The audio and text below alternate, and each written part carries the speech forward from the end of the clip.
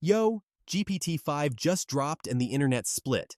Some say it's next-gen genius, others call it a remix. So here's the real deal.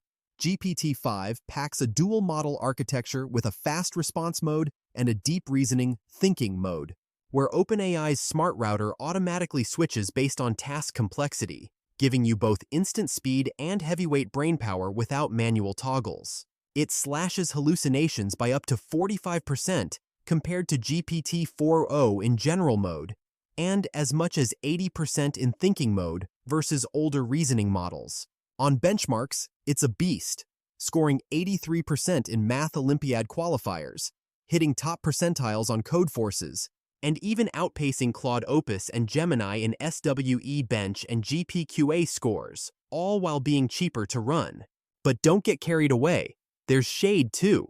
Developers complain GPT-5 is verbose, especially in coding tasks, often spitting out bloated or redundant functions. Creatives say it feels robotic, less poetic, less human than GPT-4o, so much that OpenAI had to roll GPT-4o back temporarily because people missed its warmth. Critics argue this isn't a revolution toward AGI, it's more of an incremental evolution, practical, but not mind-blowing. Yet the adoption wave is undeniable.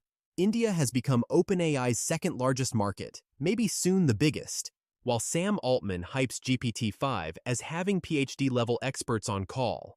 Meanwhile, Microsoft has quietly integrated it everywhere. Copilot, GitHub, Azure, Microsoft 365, with smart modes like Auto, Fast, and Thinking for enterprise workflows. So here's the scoreboard.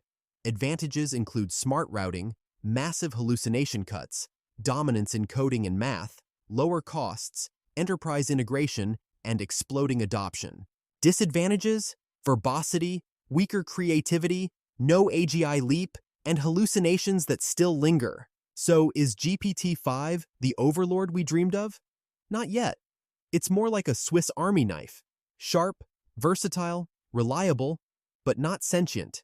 Use it for coding, Rezo.